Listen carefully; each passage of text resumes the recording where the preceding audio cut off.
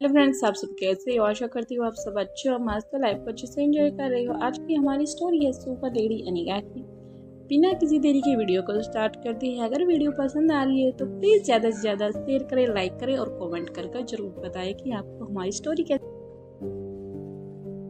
House ये सुनते ही कौटिल्य अर्जुन सिंह अपनी अपनी जगह पर रुक जाते हैं और दोनों ही कौटिल्य की ओर सवाल भरी निगाहों से देखने लग जाते हैं।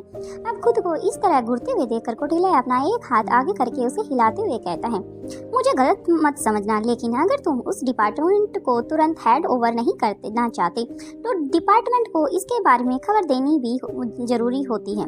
मतलब एक डिपार्टमेंट को इसकी खबर होने के बाद तुम लोग उसे पर्सनल इंटरगेट नहीं कर सकते। और जहाँ तक मैं समझता हूँ कि तुम उस व्यक्तिगत स्तर पर अपराध मानते हो, ऑफिसली तुम्हें ये बात साबित करने का लंबा समय निकल जाता है और ये भी हो सकता है कि यह साबित करने के लिए तुम्हारे पास कोई सबूत बचे ही नहीं। हर वह सच जो तुम जानते हो, क्या वह सभी को बता सकते हो? कौटिल्य की बात सुनकर अर्जुन और भूमि एक दूसरे के चेहरे की तरफ देखते हैं। अब कौटिल्य आगे कहता है, एक बार खुद सोचो, ये उसकी सोची समझी गहरी चाल भी हो सकती है। जरा सोचो, तुम यह साबित कैसे करोगे कि बिना साबित किए गए इंट्रोगेशन कैसे कर पाओगे? बिना इंट्रोगेशन के उस अपराधी साबित नहीं कर पा सकते, क्योंकि उसके बिना तुम सबूत नहीं जुटा पाओगे। अब कुछ पल बेचैन होने के बाद भूमिका कहती है, ये तुम कैसी बातें बहकी बहकी बातें कर रहे हो? वहाँ वह नहीं हो सकती, और जब वह वहाँ है होगी ही नहीं तो डिपार्टमेंट को क्या पता चलेगा?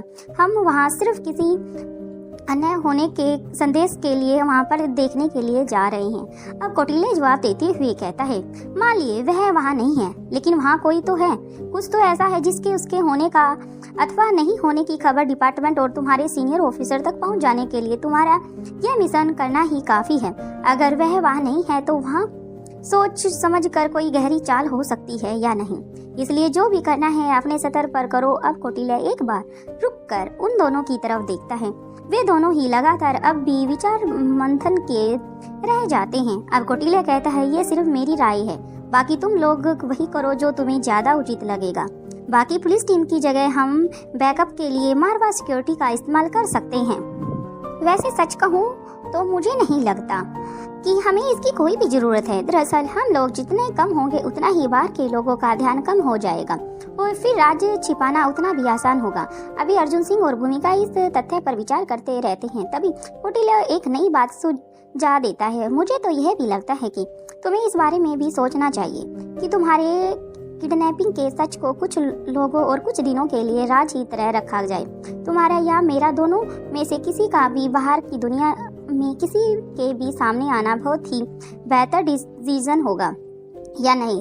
भूमिका यह सुनकर तुरंत बोल उठती है, अगर तुम्हारी बात सही भी है तो क्या हम छिपकर घर में बैठ जाएं? और लेकिन कब तक? ये छोड़ो, फिलहाल मेरा जाना बहुत जरूरी है। मैं इस तरह छिपकर नहीं बैठ सकती।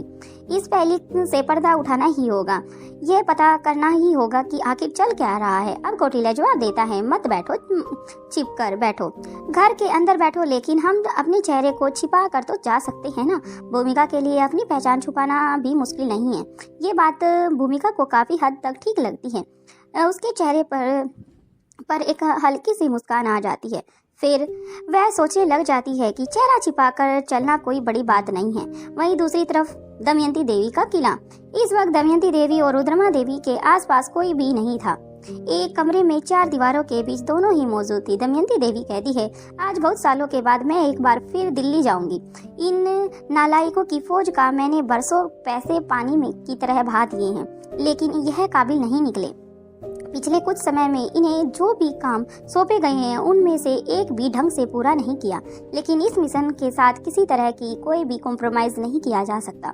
इसलिए मैंने सोचा है कि इस मिशन को मैं खुद ही अंजाम दूंगी। दमयंती देवी की घोषणा सुनते ही रुद्रमा देवी गिड़गिड़ाने लग जाती है। वह कहती है, ऐसा अनर्थ मत करो, जो सालों से नहीं घटा उसे मत दोहराओ। मैं समझती हूँ कि यह मिशन तुम्हारे लिए बहुत ही जरूरी है। तुम्हें सिर्फ इस मिशन की सफलता चाहिए। यह काम मैं पूरा करके तुम्हें वह ला कर दूंगी। तुम्हें चाहिए ना, मैं खुद यहाँ से जाऊंगी और तुम्हारे लिए रिया को लेकर आऊंगी। तुम मुझे एक मौका तो दो, कम से कम इतना भरोसा तो तुम मुझ पर कर ही सकती हो। कुछ पलों की खामोशी के बाद दमयंती देवी रुद्रमा देवी से कहती हैं, हाँ तुम पर ना सही, लेकिन तुम्हारी काबिलियत पर मैं तुम पर भरोसा कर सकती हूँ। तुम इस काम को जरूर पूरा करके लाओगी। लेकिन एक बार फिर सोचने लग जाती है, क्योंकि अगर असफल होने का परिणाम तुम अच्छी तरह जानती हो ना। अगर तुम इस मिशन को लेकर लीड कर रही हो, लेकिन अगर अंजाम तक नहीं पहुंची तो दमयंती देवी के बारे में तुम अच्छे से ही जानती हो। अब रुद्रमा देवी भी हामी भर देती हैं, लेकिन रुद्रमा देवी सब्र से काम लेती है। वह अच्छी तरह जानती थी कि असफल होने का परिणाम केवल मौत ही है, लेकिन अपने बेटे की घाव को दोबारा से हुआ सामना और प्यार देखने के लिए वह इस मुसीबत को मोल लेने के लिए भी तैयार थी। उसे पूरा भरोसा था कि यह काम उसके लिए एक मुश्किल काम नहीं है। इसके अलावा रुद्रमा देवी को अभी भी यह विश्वास हो सकता था कि लच्छू अभी भी यहाँ तक नहीं पहुंची। शायद वो दोबारा यहाँ से जब गई थी, उसे कहीं ना कहीं उसे बीच में ही रोक लिया गया है। फिर दिल्ली आ रही हो सकती है, ये काफी उसके दिमाग में ख्याल चल रहे थे। दमयंती देवी से संपर्क स्थापित करना चाहती है, क्या पता किसी कारण से हो नहीं रहा हो। यही देखना शेष था कि किसका विश्वास सही है और किसका संदेश वही। दूसरी तरफ युवराज की पार्टी हाउस। युवराज अपने कमरे में चैन की नींद सो रहा था, तभी उसे जोर जोर से दरवाजे पर खटखटाने की आवाज सुनाई देती है। वह खटखटाने की आवाज सुनकर गजेंद्र पाल को कहता है, गजेंद्र पाल, दरवाजा खटखटा हुआ है, भैया जी उठिए और आप ये चैन की नींद से उठिए। ऐसी खबर है कि नींद और चैन दोनों ही उठ जाएंगे। ऐसी बातें सुनकर कहने के साथ साथ वह बिना रुके दरवाजा खटखटा चला जा रहा था। गजेंद्र पाल की आवाज युवराज के कानों तक पहुंचने लगती है। वह ऐसा महसूस करता है कि गजेंद्र पाल कुछ चेतावनी के सवर उसे दे रहा है। अचानक से युवराज की नींद टूट जाती है। वह हड़बड़ करके उठ जाता है और उठने के बाद उसे एहसास होता है कि उसके कानों में जाती हुई आवाज कोई सपना नहीं है, बल्कि गजेंद्र पाल सच में ही काफी बेचैन होकर दरवाजे को पीट रहा है।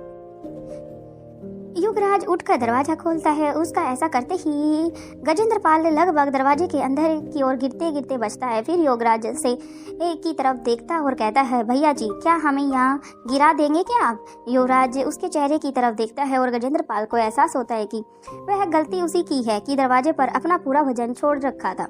गजेंद्र पाल कहता है, माफ किए, वह हड़बड़ी में था, कुछ समझ नहीं पा रहा था। अभी युवराज वापस अंदर की तरफ जाते हुए वह अपनी आवाज में उतार चढ़ाव लाता है। मैं देखता हूँ कि एक काम करो, पहले थोड़ा सा पानी पी लो और शांत हो जाओ, उसके बाद बोलो तुम्हें क्या बोलना है। गजेंद्र पाल भी युवराज के पीछे पीछे जाते हुए कहता है, भैया जी पानी पीने का वक्त बर्बाद करने का नहीं है, ये सही वक्त नहीं है। युवराज जाकर दोबारा से अपने बिस्तर के कोने पर बैठ जाता है और अपनी दोनों हथेलियों को बिस्तर पर टिका लेता है और अपनी चढ़ी हुई आंखों से गजेंद्र पाल की तरफ देखता है। अब योगराज एकदम धीमी आवाज में बड़े ही आराम से कहना स्टार्ट करता है, तुम तो ऐसा घबरा रहे हो जैसे कि खुद माँ साहब यहाँ चक्कर लगा रही हैं और तुम्हारी मेरी गर्दन उनकी तलवार पर अटकी हुई है। ये सुनते ही गजेंद्र पाल ये सुनने के बाद डर जाता है और कहता है, बस भैया जी सुबह सुबह उठते ही आपने मुंह में ऐसे शब्द मत निकालिए, वैसे भी एक तरफ कुआं है तो दूसरी तरफ खाई है, मेरा मतलब एक तरफ से शेर और दूसरी तरफ से भेड़िया आ रहा है। योगराज अपनी बाएं हाथ को उठाकर अपनी तर्जनी उंगली से हिलाकर गजेंद्र पाल को अपने पास बुला लेता है और पहले इधर उधर आओ और गजेंद्र पाल योगराज के तुरंत पास पहुंच जाता है। योगराज गजेंद्र पाल को गर्दन से पकड़कर उसका चेहरा अपने पास कर लेता है, फिर अपनी नाक से उसके मुंह के पास सूंघता है, फिर कहता है, मुझे लगता है कि तुमने पी रखी है और नशा भी इस टाइम अभी तक तुम्हें उतरी नहीं है, लेकिन ऐसा नहीं है। फिर उसकी गर्दन को छोड़ देता है और आगे कहता है, जब तुम्हें चढ़ी ही नहीं है तो फिर तुम सुबह सुबह ये पहेलियाँ और बहकी बहकी बातें क्यों कर रहे हो? सीधा सीधा कहो क्या बात है और क्या कहना चाहते हो? कुआ खाई शेर भेड़िया और ये सब मुझे समझ नहीं आ रहा। अब गजेंद्र पाल कहता है, भैया जी आप सही नहीं समझ रहे, हमारी जिंदगी में दो ही तो बड़ी मुसीबतें हैं, एक तो माँ साहब, दूसरा रोहित मारवा। सुनते ही योगराज की नींद पूरी तरह उड़ जाती है और वह बिस्तर से उठ खड़ा होता है। फिर गजेंद्र पाल के कंधे पर हाथ रखते हुए, जो भी कहना साफ साफ कहो, पूरी बात बताओ, क्या हुआ है? गजेंद्र पाल अपनी सांसों को काबू कर लेता है और भैया जी माँ साहब का आदेश है कि उन्हें रिया चाहिए। मुझे डर है कि बात का लग रहा है कि उस रोहित मारवा ने ना जाने अब तक हमें क्यों छोड़ रखा है। जितना सब कुछ हम कर चुके हैं उसके बदले में हमारी मौत पहले ही हो जाती। अब अगर हमने उसे छोड़ा या हमारी उसकी तरफ हमने देखा भी तो हमारी कब्र कहाँ खुदेगी ये खुद हमें भी नहीं पता। रोहित छोड़िए भैया जी, वह अनिका कुछ कम नहीं है, बस जब तक वह मैदान में नहीं उतरती तभी तक हम सुरक्षित हैं।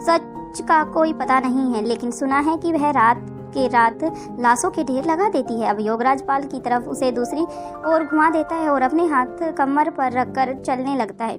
कमरे में इसी तरह टहलते हुए वह कहता है, जब खुद माँ साहब के सबसे काबिल लोग सबसे काबिल यंत्र रोहित के बेटे का अपहरण नहीं कर पाए, तब तुम और मैं मिलकर क्या कर लेंगे? ये मुमकिन ही नहीं है। यह स्थिति तो ऐसी हो चुकी है कि हम खुद चुन ले या हमें किसी के हाथों मरना हो, माँ साहब के हाथों या फिर मिस्टर रोहित के हाथों। पहले ही ये छिपे हुए बैठे थे ताकि अपनी जान बचा सके। अब हमें बाहर निकलना होगा। वह मौत का सामना करने के लिए गजब की खबर लाए हो साहब तुम। ये सुनते ही गजेंद्र पाल के फेस के एक्सप्रेशन चेंज हो जाते हैं, क्योंकि योगराज उसे तीखी तीखी नज़रों से देखने लग जाता है।